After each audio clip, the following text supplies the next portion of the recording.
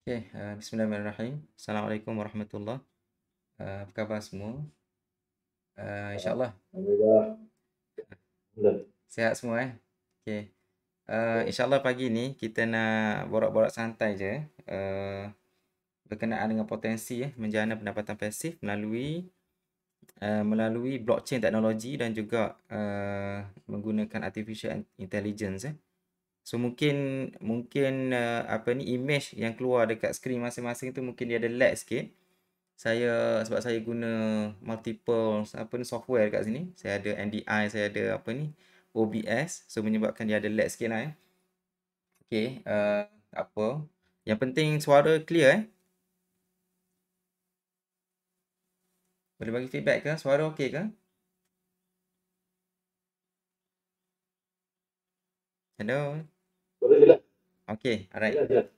Okey, tak apa. Okey. Partisipan pun tak ramai hari ni. It's okay. Memang kita expect tak ramai lah Sebab saya sebenarnya uh, tujuan sesi ni kita nak rekod sebenarnya. So sambil-sambil tu mungkin kita buka kepada ni lah. Takut ada sebarang soalan kan.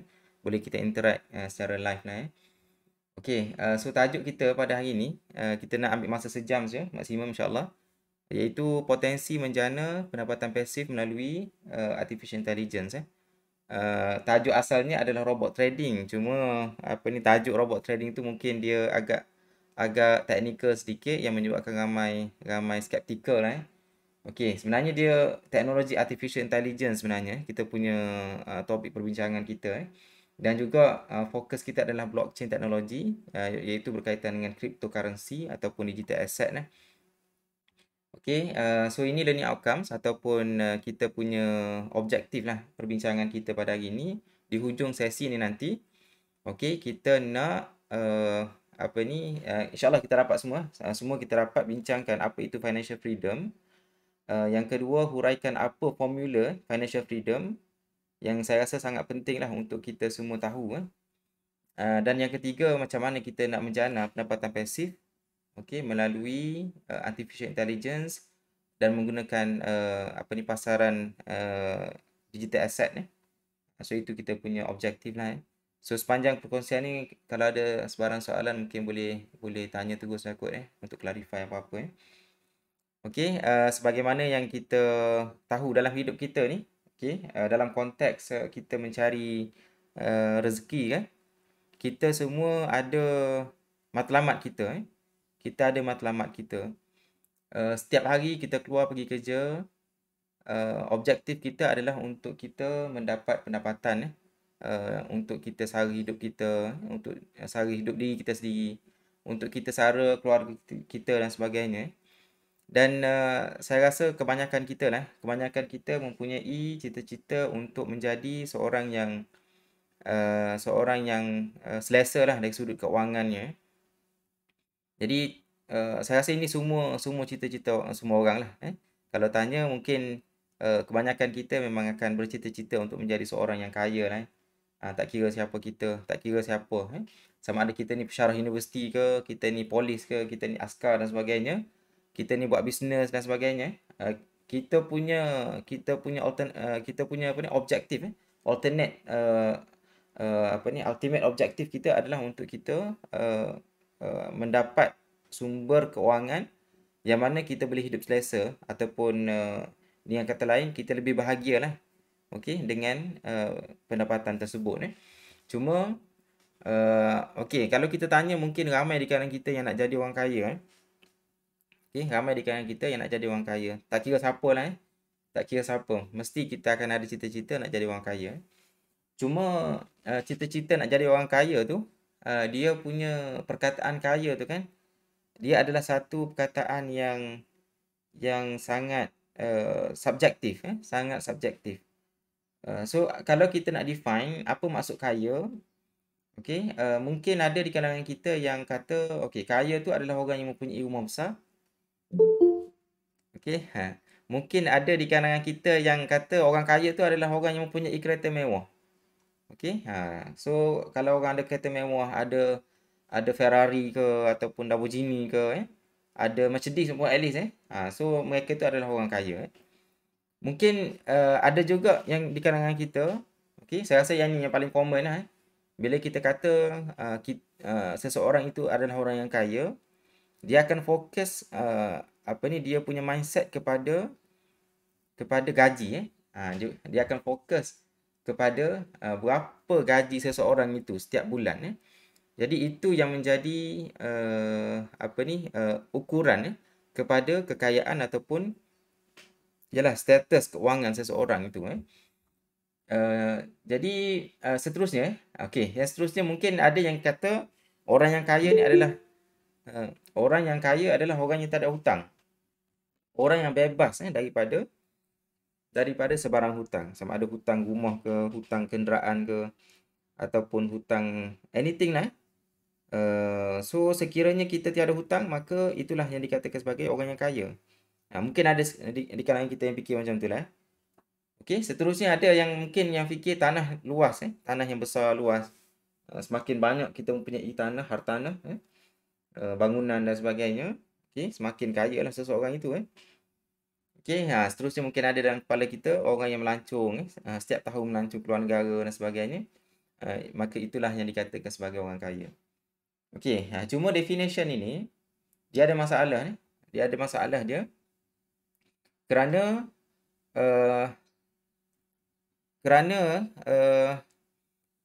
kita tak ada matlamat yang jelas di sini. Kita tak ada matlamat yang jelas. Contoh kita ambil yang ketiga tu, gaji 5 ke 6 angka sebulan. 5 angka ni maksudnya kalau ribu tu 4 angka kan. Kalau 5 angka ni maksudnya puluh ribu lah ataupun belasan ribu. 6 angka ratusan ribu. Kalau kita kata gaji contohnya 10,000. Kalau kita dapat gaji 10,000 sebulan lah, maka kita rasa kita dah kaya. Okey, ketahuilah yang mana ramai di kalangan orang yang gaji 10,000 sebulan sebenarnya dia tak cukup. Okey. In fact, saya pun ada rakan-rakan yang ramai lah, rakan-rakan saya yang belasan ribu sebulan gaji. Ada yang puluhan ribu. Tapi mereka masih lagi kita kata, yalah, mungkin konteks yang berbeza kan. Tapi kita nampak macam tak cukup lagi. Dari segi kehidupan dia, kita nampak macam tak cukup lagi. Walaupun gaji dia 10,000, 20,000 sebulan. Okey. Sebabnya apa? Sebabnya nanti kita bincang. Kenapa gaji 10,000, 20,000 sebulan pun tak cukup lagi. Untuk dia kita kata hidup dengan keadaan selesa ataupun kita kata kaya lah. Okey. Dan begitu juga rumah besar, kereta besar dan sebagainya. So kita tengok orang yang terlibat dengan rasuah dan sebagainya. Kalau kita tengok latar belakang dia, okey, politician dan sebagainya lah. Saya tak nak sebut siapa lah. So kalau kita tengok selidik gaji orang-orang yang berkenaan ini bukannya gaji macam kita. Setiap bulan dia ada yang ratusan ribu. Kalau kita tengok YB kita yang berjawatan menteri contohnya kan. So gaji mereka bukan sikit, ratusan ribu. Tapi still ada di kalangan mereka yang rasa tak cukup lagi. Rasa tak cukup lagi. Jadi kalau kita menggunakan ukuran inilah sebagai ukuran kekayaan ataupun kita kata kebebasan keuangan, financial freedom, maka sebenarnya objektif ini dia tak jelas. Tak jelas. Okey. So bila kita kata kita nak dari segi keuangan kita kena ada matlamat kita. Tapi kalau kita set macam ni lah matlamat kita sebagaimana yang kita sebut tadi. Okey. Maka ini dia tak ada matlamat ni. Okey, dia tak ada matlamat. At the end of the day, kita akan sampai satu masa di mana mungkin kalau kita set gaji kita 10,000 sebulan contohnya. Bila kita mencapai apa yang kita inginkan itu, ada kemungkinan bahawa kita rasa masih tak cukup. Okey, masih tak cukup. Nanti kita akan bincang sebab apa. Okay, that's why kita kena ada matlamat yang jelas. Okey, dari sudut keuangan ni, kita kena ada matlamat yang jelas. Cuma apa matlamat dia nanti kita bincang. Okey. So never dream to get rich, dream for financial freedom. Okey, ini adalah keywords dia lah, financial freedom. Yang mana ramai di kalangan kita yang tak jelas ni dari segi financial freedom. Dia tak clear apa maksud financial freedom yang menyebabkan dia dari konteks keuangan, dia memburu sesuatu yang tak jelas, yang menyebabkan dia tak akan sampai kepada destinasi dia. Okey, itu message yang kita nak sebut lah. Okey, so untuk kita bercakap tentang financial freedom ni, saya nak quote lah apa yang disebut oleh Robert T. Kiyosaki dalam buku dia lah. Okey, dia mengklasifikasikan kita punya barang-barang yang kita miliki ataupun any asset lah. Okey, dia bahagi pada dua lah, asset dan liabilities. Okey, asset ini maksudnya benda yang kalau kita belajar finance mungkin dia berbeza definition dia. Tapi Robert T. Kiyosaki mengatakan bahawa aset ini merujuk kepada apa-apa saja yang kita miliki yang mana perkara tersebut boleh menambah pendapatan kita, menambah kepada pendapatan kita secara pasif. Okey, itu maksud aset.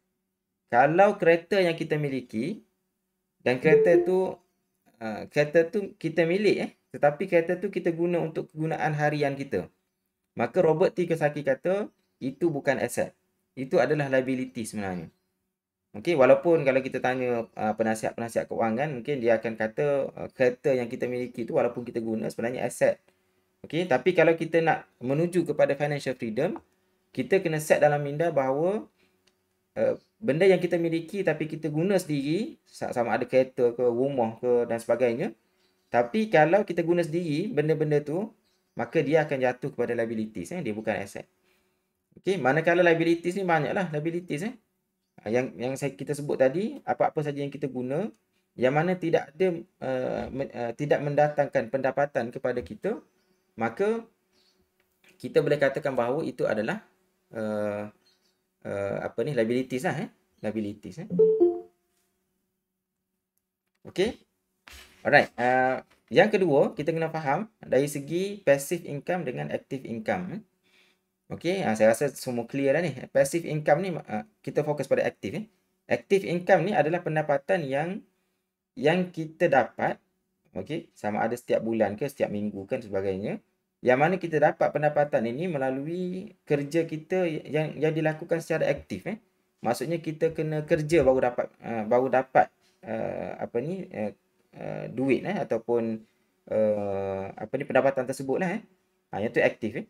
Tapi pasif ni maksudnya pendapatan yang kita dapat tanpa kita perlu buat kerja tu secara orang kata real time ataupun secara fizikal kita kena ada berada di situ banyaklah contoh pasif contohnya kalau kita ada rumah tu kita bagi sewa ataupun kita buat homestay dan sebagainya, yang mana setiap bulan ataupun setiap hari bila orang menginap dekat rumah homestay kita tu, kita dapat pendapatan tersebut, maka itu kita katakan sebagai passive income lah. Passive income. Dia masuk tanpa kita perlu bekerja secara aktif. Okey, itu maksud passive income lah. Okey, so bila kita sebut tentang barang yang kita miliki, kita kena fikirlah sama ada perkara tersebut adalah satu aset ataupun liabilities. Okey, mungkin masing-masing boleh reflect masing-masing lah. Kalau kita ada rumah ke ataupun ada kereta dan sebagainya. So, kita boleh classify sama ada perkara tersebut merupakan satu aset ataupun satu liabilities. Okey, ini mindset yang disebut oleh Robert T. Kiyosaki lah. Kalau tuan-tuan baca buku beliau banyak saya baca hampir semua buku beliau yang ditulis lama dulu buku pertama beliau adalah dalam tajuk Rich Dad Poor Dad. Sangat bagus untuk kita baca dan bagilah anak-anak kita baca supaya dia ada minda yang betul berkenaan dengan pengurusan kewangan. Okey, so bila kita bercakap tentang financial freedom tadi, dia ada formula dia yang mana kita kena tahu ni formula ni dan kita kena fokus untuk mencapai apa yang ada dalam formula ni. Okey, formula untuk kita mencapai financial freedom. Okey, ini formulanya yang mana kita kena tahu dan kita kena sentiasa ingat. Alright, financial freedom kita akan dapat financial freedom apabila passive income kita, ingat lagi apa maksud passive income tadi, pendapatan secara pasif, tolak dengan kita punya expenses, maksudnya perbelanjaan kita. Kalau kita kira kita punya pendapatan kita secara bulanan, maka expenses pun kita kena kira lah. Pembelanjaan kita setiap bulan tu berapa. Okey, pembelanjaan dari sudut makan minum, perbelanjaan kita dari sudut kita bayar bayar hutang dan sebagainya. Okey, so berapa jumlahnya setiap bulan, berapa jumlahnya. So kita kena kira lah. Okey, so masukkan dalam expenses. Passive income, pendapatan kita yang kita dapat melalui passive. Okey, secara passive tolak dengan kita punya perbelanjaan. Apabila jawapannya ni melebihi RM1 ataupun melebihi, maksudnya positif lah RM1 ke RM2 dan sebagainya dan seterusnya lah So maka itulah yang dikatakan sebagai financial freedom. Okey, itu saatnya di mana kita akan capai satu status yang dipanggil financial freedom Alright. So dia, kalau kita tengok formula ni, dia tak bergantung kepada berapa banyak kita dia tak bergantung langsung kepada berapa banyak kita dapat setiap bulan secara aktif Kalau kita bekerja setiap bulan, kita jadi cikgu ke, kita jadi polis ke, kita jadi askar ke, kita berniaga ke dan sebagainya, berapa gaji setiap bulan itu tak penting tak penting. Yang penting berapa passive income kita setiap bulan. Itu yang sangat penting So kita tolak expenses kita, pastikan dia sampai positif Saya percayalah, mungkin ramai di kalangan kita yang ada hari ni, kalau kita buat macam ni, calculation dia, kebanyakan kita mungkin negatif negatif lagi dekat sini sebab kita tak fokus untuk mendapatkan passive income ini. Okey, saya rasa clear Alright, seterusnya, yang ni saya tak nak bahas panjang lebar apa yang disebut oleh Robert Kiyosaki dalam buku dia. Saya rasa buku Four Quadrants dia sebutlah tentang ini macam mana orang yang orang miskin, orang yang pertengahan, orang yang kaya dari segi pengurusan aset dia, pengurusan pendapatan dia ada perbezaan dari segi income, expenses, asset dengan liability. Kalau kita tengok orang yang miskin dekat sini bukan maksud miskin pendapatan bulanan dia sikit tapi dia miskin ni merujuk kepada minda, pemikiran orang miskin Okey, tak kira lah kalau orang gaji RM10,000 pun, kalau dia ada poor mindset financial punya mindset, dia akan jatuh kategori poor juga So dia masuk pendapatan dia setiap bulan. So pendapatan dia ni dia akan masuk ke expenses je. Okey, dia akan belanjakan dalam expenses dan hilang begitu sajalah. Okey. Dia tak ada yang masuk ke balance sheet asset dengan liabilities ni. Kalau middle class, income dia akan spend kepada liabilities dulu. Okey, dia akan spend kepada liabilities dia akan belanja kepada pendapatan dari ansuran bulanan untuk rumah dia ke, kereta dia ke. Okey, yang mana yang ni sebenarnya liabilities bukan asset walaupun dari konteks ilmu kewangan mungkin kita kata asset tapi Robert Kiyosaki kata liabilities So orang middle class ni dia akan spend pendapatan dia kepada liabilities dulu, and then barulah dia pergi ke expenses ini. Okey. Tetapi kalau kita tengok dari segi minda orang kaya right, tak kira lah pendapatan dia berapa sebulan tapi ini minda orang yang kaya. Asset dia ni, pendapatan secara pasif ini, okey, dia akan masuk kepada dia punya income statement dia, income dia. Okey, daripada sinilah dia akan belanjakan untuk expenses dan sebagainya lah. Okey, tapi aset ini dia punya source of income ini adalah daripada aset aset yang dia miliki, yang mana aset tersebut boleh menjana pendapatan untuk diri dia Okey, the key to financial freedom and great wealth is a person's ability to convert earned income into passive and or portfolio income Ni apa yang disebutkan oleh Robert Kiyosaki kunci untuk kebebasan keuangan, dia kata, adalah kebolehan seseorang itu untuk convert untuk tukarkan dia punya pendapatan aktif dia kepada pendapatan secara pasif. Okey, so itu dia punya kunci kunci kejayaan dari sudut keuangan kepada seseorang Okey, kita cuba ilustrasi macam mana kebanyakan orang bila yang ni dari segi pendapatan dia, okey, sama ada dia bekerja makan gaji ataupun dia buat bisnes dan sebagainya. Okey, biasanya orang bisnes dia bukan macam ni lah cara dia. Tapi orang makan gaji biasanya macam ni. Saya tahulah. Active income biasanya setiap tahun dia akan ada peningkatan dia. Okey, setiap tahun ada dipanggil apa? Kenaikan gaji tahunan kan. Setiap tahun dia ada kenaikan gaji. Mungkin adalah promotion yang akan berlaku dekat sini, naik gaji yang apa ni drastik mungkin. Tapi secara overall macam ni lah, kenaikan dia macam ni. Dan juga expenses dia akan selari dengan apa ni active income ini. Kalau dia ada gaji 10,000, okey, dia akan spend setiap bulan tu mungkin dalam 9,000 lebih. Okey, dan ada yang kalau lagi poor pengurusan keuangan dia, okey, mungkin active income dia 10,000, expenses pun dia 10,000, menyebabkan dia tak boleh nak buat saving pun itu yang paling teruk lah. Tapi kebanyakan orang macam ni active income dia, expenses dia dia macam rapat lah antara pendapatan dia dengan perbelanjaan dia. Dan bila kita tengok kepada passive income, dia tak ada pun kita kata tak ada pun pendapatan secara pasif.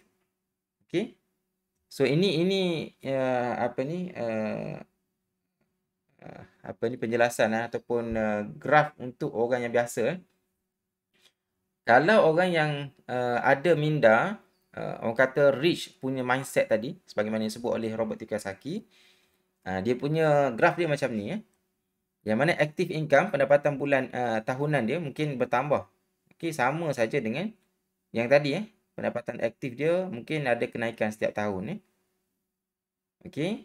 Cuma expenses dia bila gaji naik, expenses dia mungkin naik juga. Mungkin adalah keperluan-keperluan yang akan bertambah dari semasa ke semasa.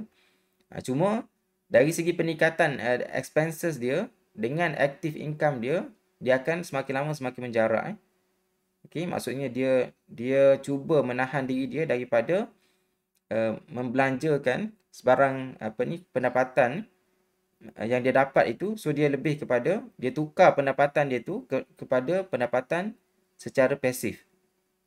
Okey, yang mana pasif dia kalau kita tengok yang orang biasa mendata je ataupun tak ada langsung pendapatan pasif, tetapi orang yang mempunyai minda yang kaya, dia akan cuba convert yang active income ini kepada passive income.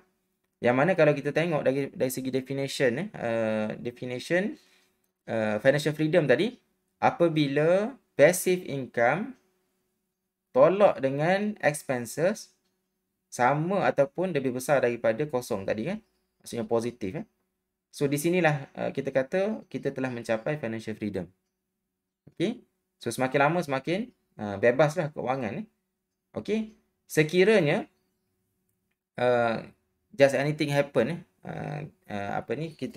kita andaikan sekiranya seseorang itu yang mencapai financial freedom ini kehilangan sumber pendapatan secara aktif ini, okey, katakanlah dia dibuang kerja ke ataupun dia kena penyakit yang mungkin tak boleh sambung kerja dan sebagainya so dia masih lagi okey dari segi keuangan sebab apa? Sebab dia punya passive income dah melebihi dah dari segi expenses dia.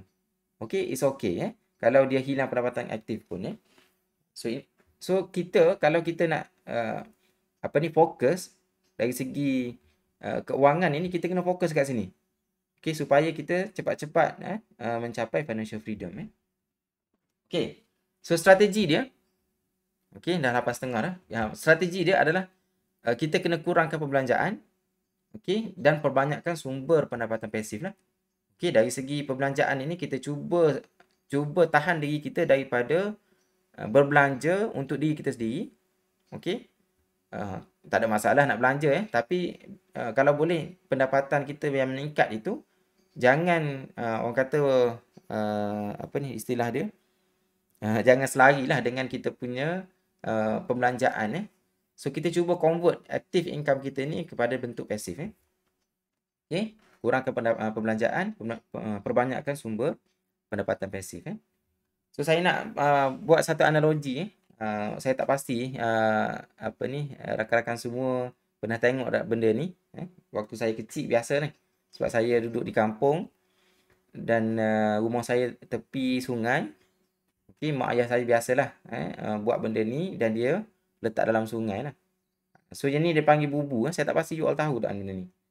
Okey, ini bubu yang mana fungsi dia adalah untuk dia menangkap ikan dalam keadaan seseorang itu dia tak perlu tunggu pun tak sama macam memancing, tak sama macam memukat berjala dan sebagainya yang memerlukan aktif punya works Tapi yang ni kita miliki benda ni, kita letak je umpan dia dalam ni.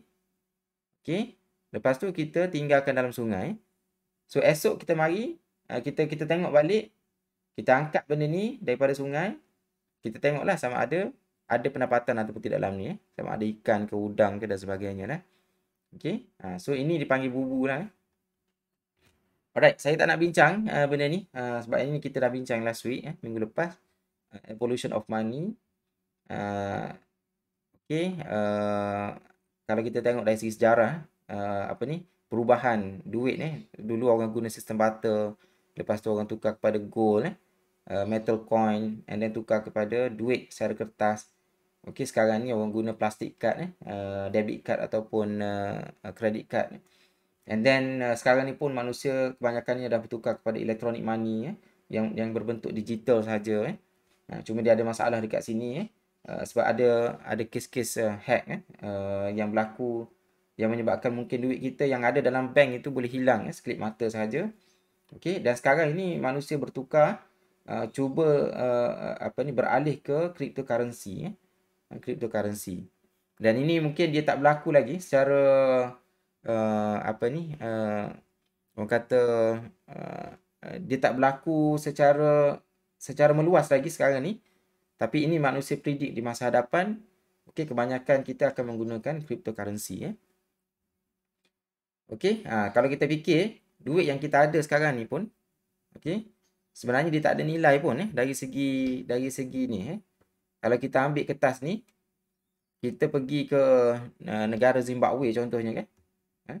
Dekat kawasan kampung dekat sana mungkin kita tunjuk benda ni, mungkin orang tak appreciate pun Okey. Tapi kenapa manusia appreciate benda ni? Kerana ada jaminan dekat sini wang kertas ini sah diperlakukan dengan nilai. Sebab tu kita berebut nak mendapatkan benda ni kertas ni. Okey, secara fizikalnya tak ada value pun sebagaimana emas, perak dan sebagainya. Dia adalah kertas saja. Tapi kerana apa dia bernilai? Kerana dia dijamin oleh pihak kerajaan.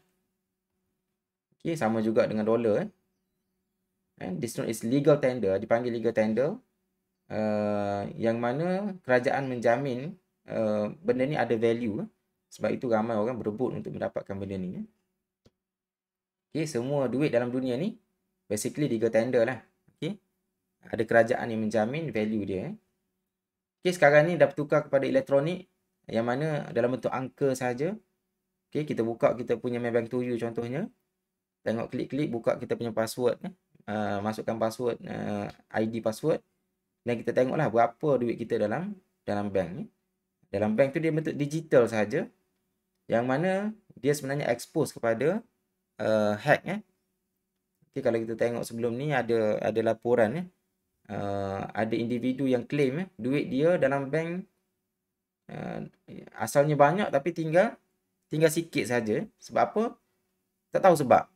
Okey, bila pergi ke bank, pegawai bank pun tak boleh detect ke mana menghilangnya duit dia. Itulah masalah dia.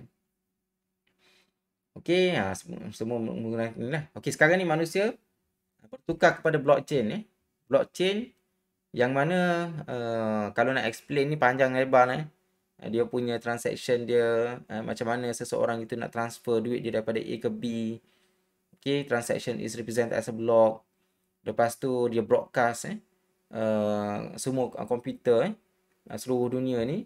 Okay, dia akan ada prosesnya validation walaupun kita nampak dia punya prosesnya lama, tapi sebenarnya berlaku dengan sangat pantas Okay, transaction itu. Dan semuanya adalah direkod dan dia adalah telus Okay, Okey. Kalau kita yang bank tadi, okey, kalau kita nak trace balik, okey, ke mana duit kita menghilang, mungkin ada masalah. Tapi kalau kita menggunakan blockchain teknologi, okey, kita sebenarnya tak perlu tahu pun detail ni. Okey, pakar-pakar dari segi komputer memang akuilah kebenarannya. Okey, yang mana benda ni secure dan tidak boleh dihack kerana dia berlaku validation itu bukan senanglah untuk kita hack semua komputer yang ada dalam dunia ni yang validate transaction itu. Okey, analogi cryptocurrency, yang ni walaupun bukan cryptocurrency tapi kita kata nak mudah faham . So kalau kita main game, okey, kita akan diberi token . Contohnya kita menang sesuatu perlawanan, kita akan diberi token. Okey, yang mana token ini kepada seseorang mungkin dia tak bernilai, tetapi kepada seseorang yang lain yang mana dia bermain game ini, token ini sangat bernilai. Kenapa? Kerana token ini dia boleh guna untuk beli player baru, player yang lebih berkualiti contohnya. Begitu juga dengan diamond ini. Okey. Walaupun di pasaran di luar sana tak bernilai pun token ini. Tetapi dalam komuniti orang main game ini dia sangat bernilai. Yang mana ada yang sanggup membayar dalam bentuk USD . Ada yang sanggup bayar dengan RM. Okey, kenapa? Kerana dianggap token ini sangat bernilai. Jadi itulah yang dikatakan sebagai coin . Dalam cryptocurrency pun sama konsep dia. Okey, tapi dalam game ni dia bukan guna blockchain punya teknologi lah . So anyone can hack lah ni . Okey, so token ni kita boleh guna untuk commercial, untuk recruitment kita punya player, training, improve kita punya skill player kita dan sebagainya. Okey. That's why dia akan menjadi satu yang bernilai okey, kepada komuniti yang bermain game ini. Kalau kita tengok satu movie, mungkin tuan-tuan semua ada yang tengok movie ni. Tajuk dia tajuk dia Ready Player One . Ready Player One kan. Okey, ada dalam filem tu dia menceritakan tentang masa depan di mana orang menggunakan metaverse . Metaverse, dunia metaverse, yang mana dalam dunia metaverse tu dia ada coin dia. Okey, dia ada coin dia yang mana coin tersebut boleh digunakan untuk tujuan membeli aset-aset tertentu lah. Okey, contohnya dalam cerita ni, okey, sesiapa yang menang game ni dia akan dapat ni kunci dia ni, yang mana kunci ni dia ada nilai dia. Okey, saya tak ingat nama dia ni, Wade ke apa nama dia. Yang mana dia dapat dia dapat kunci yang pertama. Okey, bila dapat kunci yang pertama, dia punya hadiahnya sangat lumayan . So menggunakan token yang dia dapat itu ataupun coin yang dia dapat itu, dia beli banyak, dia beli barang dia beli suit dia beli pakaian ni untuk dia lebih real dari segi VR dia, virtual reality yang dipakai ni. Okey, headset dia ni bila dipakai ni dia ada tactile stimulation dan sebagainya. Yang mana sebenarnya dia beli ni menggunakan hadiah dalam bentuk coin ini okey, dalam virtual reality ni. Okey, bila dia beli, dia ada market dia tunjuk. Siapa yang tengok cerita ni dia faham and then dia beli guna token itu ataupun coin itu, dan dia beli pakaian ini, dan pakaian itu dia sampai ke rumah dia dalam bentuk fizikal. Inilah masa depan yang cuba untuk dibangunkan oleh banyak syarikat sama ada masyarakat yang terlibat dengan game ataupun sekarang ni Facebook pun aktif membangunkan sistem metaverse ini ataupun alam metaverse ini, yang mana kalau kita tengok filem ini kita faham apa yang sebenarnya cuba untuk dibuat oleh Meta ataupun Facebook dulu. Okey, right. So talking about crypto dalam dunia ni dia ada banyak cryptocurrency Dan yang paling top adalah Bitcoin Bitcoin, kerana Bitcoin lah yang mula-mula diperkenalkan dalam dunia cryptocurrency ni. Dan sekarang ni nilai Bitcoin berapa Ada dalam berapa puluh ribu sekarang ni. Sekejap saya check.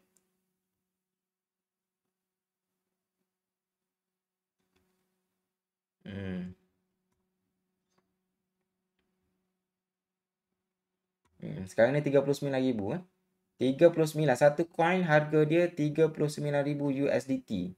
Boleh convert lah dalam bentuk RM.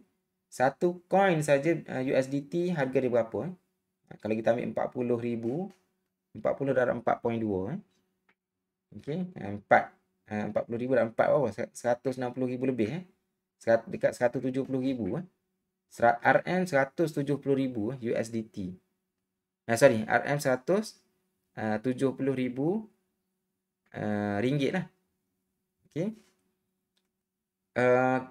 Tuan-tuan semua, kalau kita nak tengok dari segi pasaran kripto ni, biasanya orang rujuk pada ni lah, website ni, iaitu coinmarketcap.com. Alright. Dan kalau kita nak tengok dari segi pasar dia, okey, bursa ataupun pasar dia lah, dia ada banyaklah pasar, beratus-ratus ataupun beribu-ribu so kita boleh klik dekat sini, exchanges ni. So akan tersenarai lah pasar-pasar yang ada. Okey, yang paling top adalah Binance Binance. Yang ni saya screenshot lama dah ni, mungkin latest punya ranking dah berubah Okey, saya ada sebab kenapa saya highlight ni benda ni. Okey, saya highlight 3 ni kerana ini yang kita boleh trade menggunakan AI trade menggunakan AI Royal Q Okey, untuk kita tahu senarai cryptocurrency, kita pergi ke sini, klik sini dan ada ranking lah, ranking cryptocurrencies yang ada. Okey, so tak nak bincang lebar berkenaan dengan benda ni. Alright, yang ni di Malaysia. Okey, di Malaysia setakat hari ni hanya 4 syarikat ini sahaja yang dibenarkan beroperasi untuk cryptocurrency digital asset, iaitu Luno, MX Global Sdn Bhd, Synergy dengan Tokenis Saya pun ada account ni, tapi lama tak guna. In fact, ada yang saya tak pernah guna pun kerana dia punya platform itu tak user friendly Sebenarnya kalau kita tengok sekejap, kalau kita tengok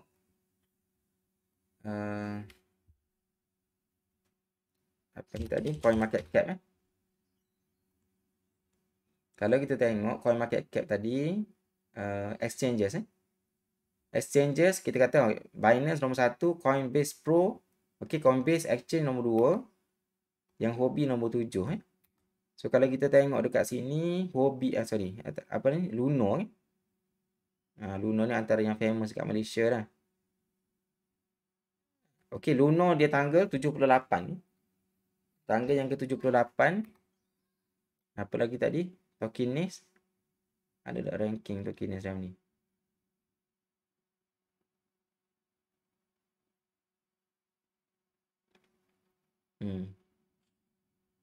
Dah dekat 200 tak jumpa lagi Tokenis Okey lah, tak apalah. Kita fokus pada nilai. Okey. Di Malaysia dia hanya approve 4 ni saja. Okey, tapi sebenarnya kita boleh trade juga yang global menggunakan Huobi tadi. Okey, exchanges Huobi ni kita boleh guna. Binance pun sebenarnya boleh guna, tapi ada isu hari tu dengan kerajaan Malaysia, Suruhanjaya Security bagi alert. Okey, tapi sekarang ni kebanyakan kita guna Huobi lah untuk trade secara global Okey, sebagaimana saya sebut, yang ni Huobi, tempat kita berjual beli pasaran kripto tadi. Sama ada kita nak beli Bitcoin ke, kita nak beli Ethereum dan sebagainya. So di sinilah tempat kita beli Okey. Yang saya sebut tadi, artificial intelligence, adalah yang ni. Okey. Dan setengah orang panggil robot lah robot trading, yang mana kita menggunakan robot ini untuk bantu kita trade berjual beli dekat exchanges ni. Okey. Kita masukkan duit kita depositkan duit kita dekat exchanges ni, exchange Huobi ni, dan transaction ini berlaku dekat sini lah. Transaksi jual beli kita punya coin ni, kita nak jual ke kita nak beli ke, transaksi ni berlaku dekat sini. Dia tak berlaku dekat robot ni. Okey, dan juga adalah sebagaimana kita trade saham, adalah brokerage fee yang akan di-charge lah. Tapi sikit je tak banyak pun setiap kali transaction itu.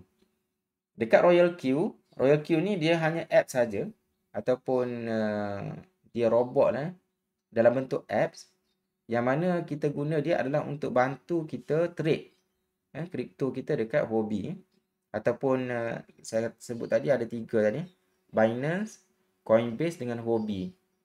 So kita boleh trade dekat sini menggunakan robot ni lah. Okey, robot ni dia tak pegang pun duit kita dan memang dia tak boleh pegang pun duit kita unless kita masukkan dalam dia punya wallet sebab Royal Q ni dia ada wallet juga dia panggil asset. Wallet tu dipanggil asset, di mana kita klik asset itu kita nampaklah berapa duit kita dalam tu kalau kita tak nak masukkan duit kita mana tu, it's okay, tak ada masalah pun Okey, tapi pendapatan kita, income kita sebenarnya berlaku dekat sini. Jual beli kita, untung semua akan masuk dekat sini lah. Dia tak masuk dekat sini. Tapi rekodnya ada dekat sini. Berapa kita punya profit akan ada di rekod dekat sini jugalah. So kita boleh compare rekod dekat exchange dengan rekod dekat Royal Q. Kita boleh compare side by side, okey. Dan kita tengoklah sama ada betul ataupun tidak lah. Okey.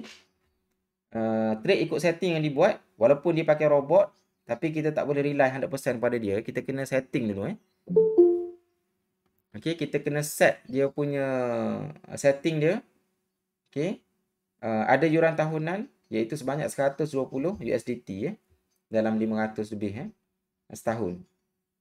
Biasanya kalau kita trade secara aktif dalam 3-4 bulan pun insya-Allah dah cover lah. Tapi dia bergantung pada market juga. Kalau market waktu tu bagus, volatility tinggi, okey, sekejap je dapat cover cost ni. Okey, dan satu lagi yuran yang kita kena standby adalah yuran keuntungan sebanyak 20% ataupun dipanggil fuel fee ataupun gas fee. Setiap kali kita untung, katakanlah kita untung RM1, kita kena bagi 20 sen kepada Huobi. Kita kena bagi 20 sen kepada Royal Q lah. Kalau kita untung 100 USDT, kita kena bagi 20 USDT kepada Royal Q. Walaupun kita kata banyak 20% ni, tapi kalau kita consider dari segi pasif keuntungan kita ni, dia hanya ambil bila kita untung saja. Dia tak akan ambil 20% ini untuk jualan yang bersifat kerugian. Kalau kita rugi, memang dia tak akan ambil duit ni. Okay? Dia akan ambil bila kita untung saja. Alright. Yang ni analogi. Saya nak bagi analogi macam mana sebenarnya kita boleh create passive income menggunakan app Royal Q ni. Okay, yang ni Bitcoin. Bitcoin. Yang mana ini latest lah. Okay, saya snapshot dalam pukul berapa? 7.30 tadi.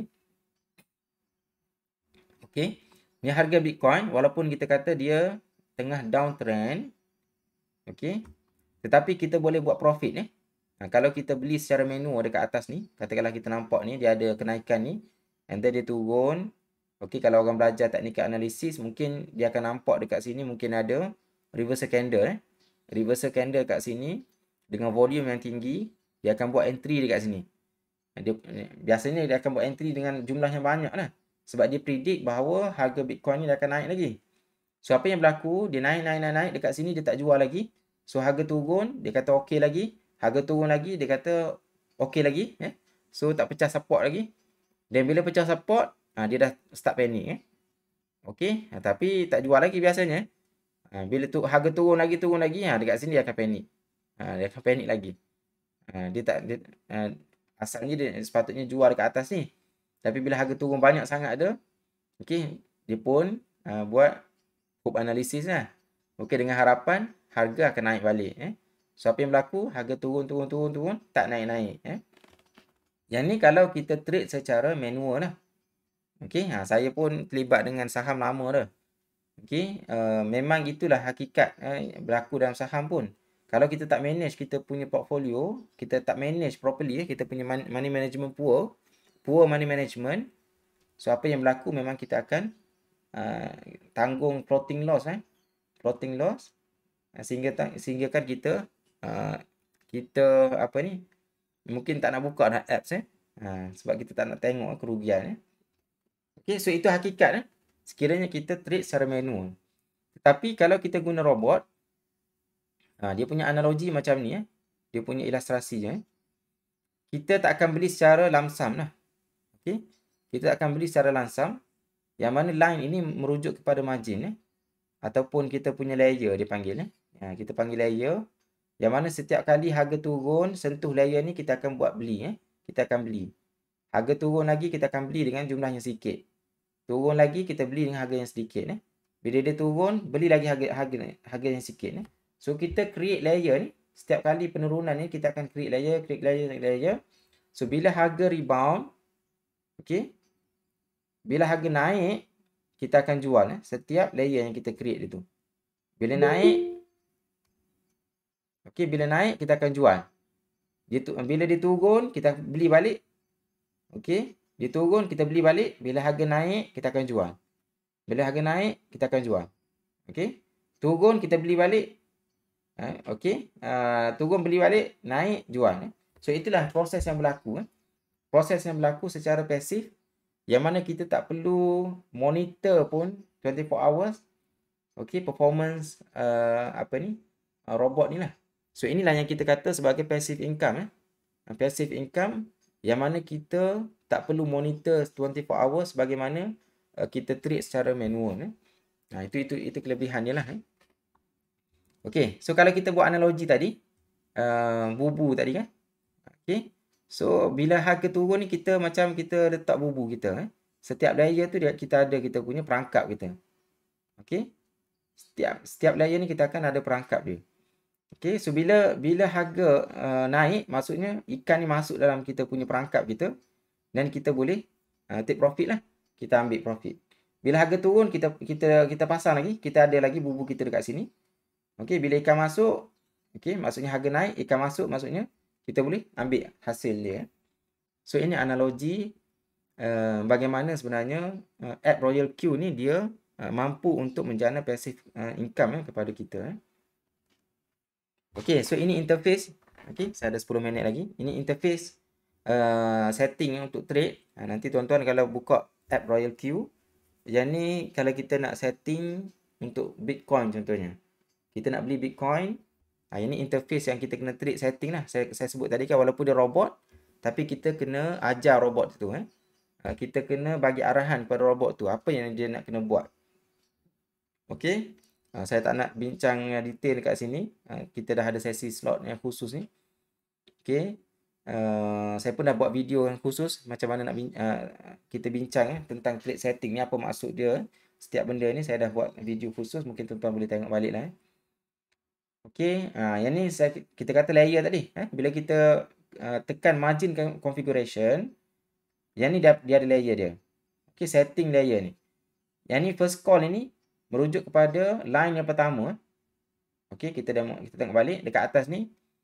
Yang ni contohnya kita beli first buy dekat sini. Yang ni first call kita First call kita. Yang ni second call, third call, fourth call, fifth call dan sebagainya lah. Okey. Jadi penurunan dari segi jarak dia ni, berapa persen penurunan ini kita boleh set dekat sini. Okey, first call, second call, third call ini. Yang ni default setting Default setting kalau kita kita buka awal-awal, yang mana kita tak ada lagi portfolio, contohnya Bitcoin, kita buka trade setting, maka margin configuration dia by default dia macam ni lah. Okey. Yang ni merujuk kepada penurunan tadi, berapa persen penurunan. Okey, sepatutnya dia negatif lah ni. Okey, negatif 3.5, negatif 4, negatif 4.5 Maksudnya dia punya jaring tu jarak antara layer dengan layer. Yang ni merujuk kepada berapa modal yang kita nak buka layer tersebut. Times ini merujuk kepada berapa kali ganda jumlahnya dengan first buy in amount ini. Okey, kalau kita set 10 USDT contohnya, kalau first call ini kita set 2, maksudnya untuk layer ni kita jadi 20 USDT lah. Bila dia turun lagi, second call 4%. Okey, yang ni 4 times 4 kali ganda, iaitu merujuk kepada 4 darab dengan 10 lah, maksudnya 40 USDT. Dan begitulah seterusnya. Okey. Yang ni tuan-tuan semua adalah default setting yang mana kita tak galakkan sebenarnya, khususnya kepada mereka yang baru dan ada modal yang limited. Jangan sesekali guna setting ni. Jangan sesekali guna setting ni kerana dia ada risiko tuan-tuan akan lekat di puncak ataupun akan terlekatlah dekat atas. Okey. Contohnya tuan-tuan beli kat sini, bila buka layer ni dia tak sempat dia tak sempat buat rebound untuk dia close, menyebabkan tuan-tuan dah habis modal. Okey, sedangkan price nak turun lagi jauh so tuan-tuan akan terlekat dekat sini. So kita tak nak lah That's why kita khususnya kepada rakan-rakan kita yang join Smart Team, Team Smart Mind memang kita bagi arahan supaya jangan guna margin configuration yang default setting sebab dia ada risiko untuk floating loss yang tinggi Tapi profit kalau kita guna setting macam ni, kalau kita ada modal yang banyak, dia punya profit sangat handsome lah sangat bagus Kenapa? Kerana setiap penurunan itu dia akan buka layer yang double. Nampak tak dia double ni? Menyebabkan dia punya average price akan semakin ke bawah. Okey, yang mana kalau kita guna default setting, walaupun harga turun, tapi average price kita dia akan follow sekali kita punya layer tu. Menyebabkan kalau kita dia rebound macam ni sikit je dia rebound, kita akan berjaya close position kita dan profit akan tinggilah. Okey. Tapi biasanya kalau profit tinggi ni dia akan datang dengan risiko yang tinggi juga Okay, that's why kita tak encourage menggunakan default setting Okay, yang ni ilustrasi macam mana layer ni berfungsi Okay, first buying amount ni dekat sini 10 USDT. Bila kita tekan je start, dia akan beli dengan 10 USDT ni. And then bila dia harga turun, sentuh first call kita, dia akan buka layer yang kedua dengan times yang kita set dekat sini lah. Okey, begitulah seterusnya Layer yang second call, bila dia sentuh second call, dia akan beli dengan times yang kita set kat sini, iaitu 4 darab 10 sama dengan 40 USDT. Okey, so bila kita beli macam ni, kita akan average price, kita akan ada satu average price Akan ada satu average price yang mana kalau harga rebound, okey, melepasi average price tersebut sampai kita punya take profit ratio, okey, dia akan close dengan profit. Okey, yang ni secara umum lah demonstrasi macam mana apa yang berlaku di sebalik setting ini. Okey, yang ni saya nak tunjuk macam mana sebenarnya dia berfungsi profit yang kita dapat dalam app Royal Q. Yang ni saya screenshot salah satu interface iaitu interface revenue. Interface revenue Royal Q, yang mana kalau kita tengok dekat sini 7 hari bulan 1 2022, saya dah buat line dekat sini. Nampak tak dia punya candle ni, kalau siapa yang belajar, candle ni candle merah, maksudnya dia price ni turun. Tapi tengok tak dekat apa yang berlaku dekat sini. Walaupun price dia turun, tapi saya masih lagi dapat profit. Okey, walaupun tak banyak tapi still profit lah. $4 $4.3 berapa ringgit? 4 darab 4. Okey, dalam 16 ataupun 20, sekitar RM20 lah Okey, sama juga 6 hari bulan 6 hari bulan 1. Okey, 6 hari bulan 1 hijau. Okey, logik lah 6 hari bulan hijau, logik lah. Okey, pada 4 hari bulan, ini 4 hari bulan. 5 hari bulan. 5 hari bulan walaupun merah, tapi still dapat profit $1.7. 4 hari bulan hijau, $5. Okey, 3 hari bulan dapat $3. Tapi kalau kita tengok sini, 9 hari bulan ni, 2 hari bulan ni. 2 hari bulan ni dekat mana ni? 7, 6, 5, 4, 3, 2 Tengok ni, 2 ni. Walaupun candle dia merah, tapi saya dapat $9. Okey, $9 Kenapa? Kerana dia dia volatile ni. Dekat sini volatile. Dia naik turun banyak kali dekat sini. Menyebabkan saya punya ikan tu dapat banyak dekat sini. Okey. Dia turun, saya buka. Layer. Dia naik, saya jual. Robot jual. Dia turun, buka balik. Bila price naik, dia jual balik. So, banyak kali berlaku transaksi dekat sini. Okey. Menyebabkan saya dapat profit banyak lah. Okey. Alright. So, ini step dia. Sekiranya ada yang tuan-tuan yang belum terlibat. Okey. Kalau nak join, ini step dia lah. Dia ada 5 step yang mana saya dah masukkan dalam Telegram Crypto Smart Mind. Ada step dia, saya dah pin message dekat Telegram group tu.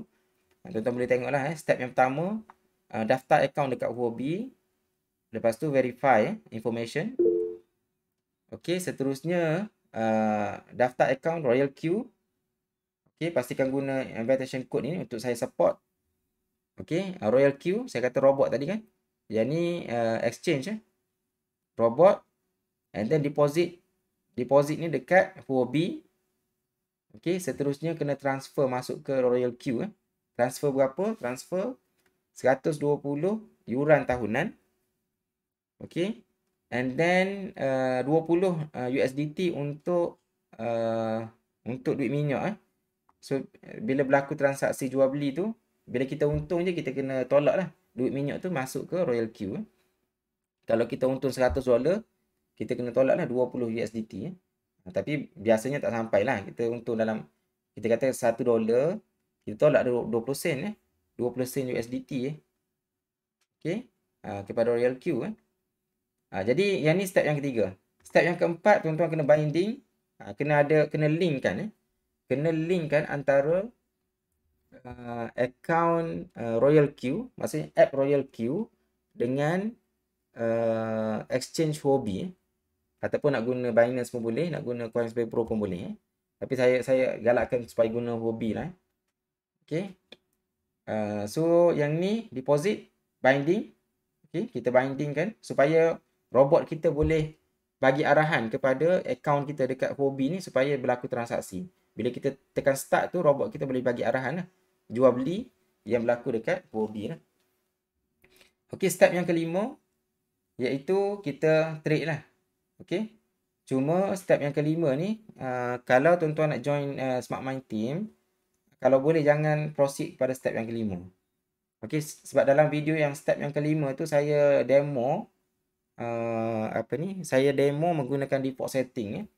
So sebagaimana saya sebut tadi, kita tak galakkan khususnya kepada mereka yang baru untuk menggunakan default setting kerana dia ada risiko dia lah.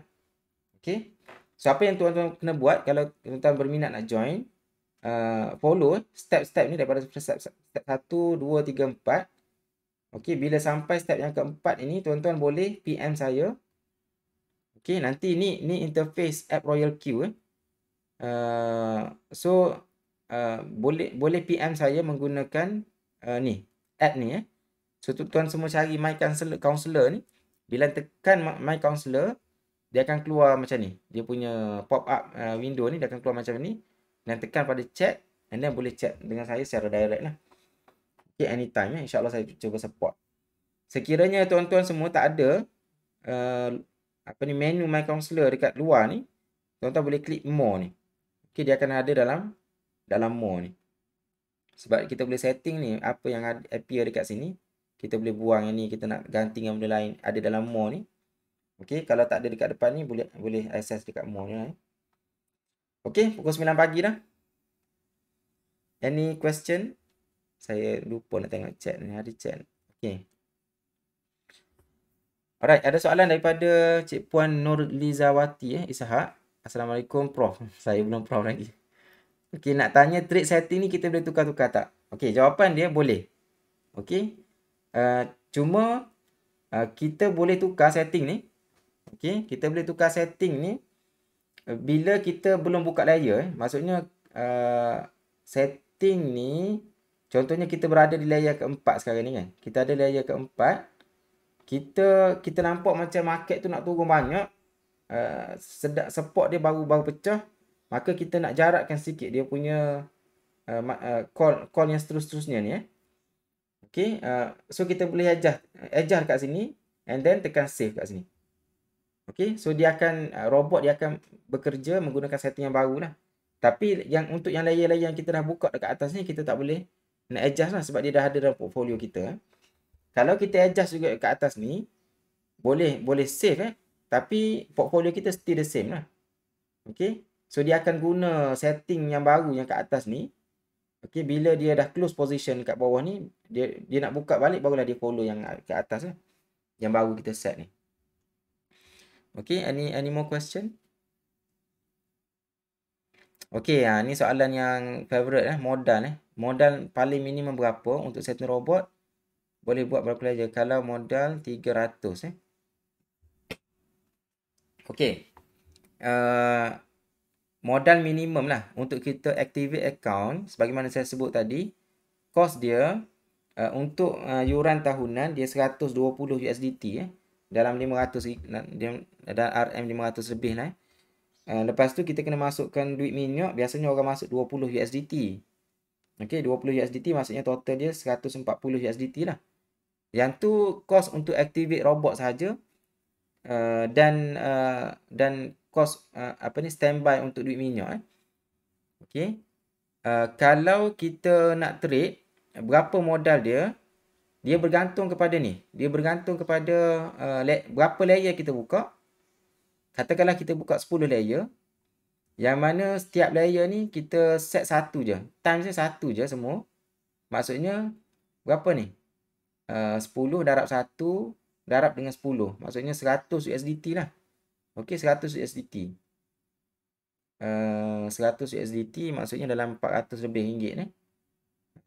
Cuma saya biasa bagi nasihat lah supaya kalau sebelum ni kita kata 1000 pun dah cukup dah. 1000 RM RM 1000 cukup dah untuk kita bayar kos robot dalam 500 and then baki dia tu kita guna untuk modal Tapi sekarang ni sebab ada isu yang menyebabkan Royal Q terpaksa naikkan dekat sini. First buying amount ni dia boleh je set 10 tapi tak digalakkan set 10 dekat sini. Sebolehnya set 15. First buying amount ni 15 USDT. Yang menyebabkan modal RM1000 itu tak cukup bagi saya lah. Kalau nak selesa, sehingga tuan-tuan mahir dari segi setting ni, kalau boleh dalam RM2000 ke atas lah ataupun RM1,500 pun should be okay dah. RM1,500 ke RM2,000 untuk permulaan, saya rasa okay. Okay? Saya rasa okay dah, enough lah At least tuan-tuan semua belajar, boleh tahu, boleh mahir setiap setting ni. And then kalau nampak dia punya rentak dia, boleh top up modal kemudian Okey, kalau modal 3,000 of course lah Tuan Khairi kan memang boleh sangat lah Cuma saya nak nasihat awal-awal, kalau modal 3,000 jangan sesekali beli banyak coin tak cukup banyak coin. 3,000 tu bagi saya satu coin je. Okey. Okey, first buying amount tadi 10 USDT. Yang ni saya screenshot yang lama ni. Saya setting ni lama dah Sebelum Royal Q buat pengumuman hari tu, dia kata kalau boleh 15 USDT. Okey, sebab dia ada isu dengan platform Huobi sekiranya harga turun nanti susah dari segi nak transaksi sekiranya kita set 10 USDT. Dia adalah sebab dia Okey, ada lagi ke soalan? Pukul 9 lebih dah. Boleh type dekat chat ataupun boleh turn on mic je. Anyone?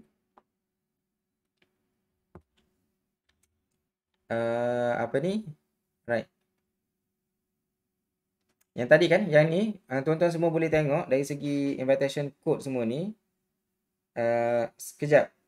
Invitation code ni tak valid ni. Kena masukkan yang ada dekat link dalam SmartMind Crypto SmartMind ataupun tuan-tuan boleh tengok dalam recorded video dekat YouTube channel SmartMind Academy.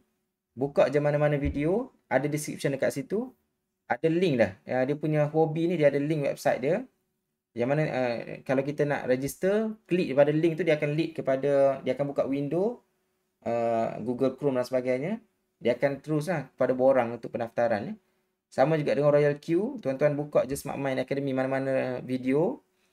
Okey, klik je pada link yang ada dekat description tu. Okey. Then ada form lah yang tuan-tuan kena isi.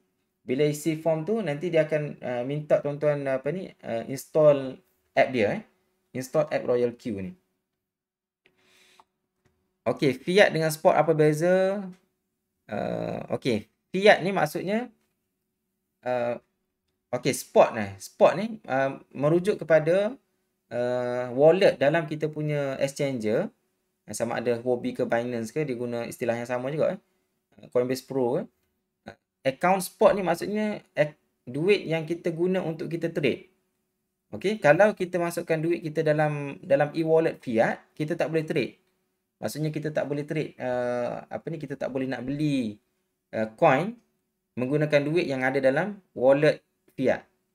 Okey, kita kena transfer masuk ke wallet spot dulu, barulah kita boleh guna duit tu untuk transaction untuk jual beli lah. Okey, Tuan Khairi. So, selepas main ni bolehlah kita mesej doktor ya? Yes. Selepas tuan-tuan semua step yang keempat Step yang keempat ni boleh kalau step yang pertama pun okey. Kalau step yang pertama, kedua, ketiga ada masalah, boleh PM saya. Tapi tuan-tuan semua kena register dulu. Register je, tak perlu bayar lagi. Dekat Royal Q ni, nanti boleh klik dekat My Counselor ni. Okey, yang ni referral code dia AT55J ni. Tekan pada chat ni, nanti insya-Allah saya akan bantulah. Okey, biasanya kita chat melalui Royal Q punya app. Lepas tu saya akan bagi tuan semua boleh access kepada Telegram lah. Boleh chat saya secara real time Okey, selepas tu, okey, bila tuan-tuan semua dah join, okey, saya akan invite dalam grup yang khusus untuk mereka yang dah activate. Grup khusus, grup tu akan berfungsi sebagai support. Okey, support group yang mana tuan-tuan boleh tanya secara direct rakan-rakan kita yang dah lama join ataupun tuan-tuan boleh PM saya je untuk bagi coaching dan sebagainya. Okey, saya biasa juga buat coaching khususnya kepada mereka yang baru join. So saya buat coaching mungkin dalam setengah jam, sejam je macam mana nak setting, apa maksud di sebalik perkataan-perkataan dalam setting tu So tuan-tuan boleh tengoklah. Okey, selain daripada tu boleh tengok video-video yang saya publish dekat YouTube channel Smart Mind Academy. Itu pun saya dah banyak publish video-video tutorial. Okey, ada lagi? Pukul 9.10 dah ni, terlebih masa dah. Saya pun ada aktiviti lepas ni. Okey, so saya rasa itu je untuk sesi pada kali ni. So insya-Allah kita akan buat secara berkala program-program macam ni, yang mana tajuknya kita akan cuba untuk update lah. Okey, dan kita akan cuba bahaskan dari kontek-kontek yang berbeza supaya dia tak boring lah Okey, saya sekira itu je. Saya minta maaf sekiranya ada sebarang ralat ataupun sebarang kesalahan terkasar bahasa ataupun salah kata dan sebagainya. Saya minta maaf. Semoga ada manfaatnya. So selamat berpuasa pada semua, dan insya-Allah seminggu 2 lagi kita akan menyambut hari raya, dan insya-Allah Smart Mind Academy ni akan aktif lah selepas raya nanti untuk terus support kepada rakan-rakan kita yang berminat untuk mendalami tentang robot trading ini, insya-Allah. So saya kira itu je untuk kali ini. Wallahu a'lam. Terima kasih tuan-tuan. Assalamualaikum warahmatullahi wabarakatuh. Jumpa lagi insya-Allah. Waalaikumsalam.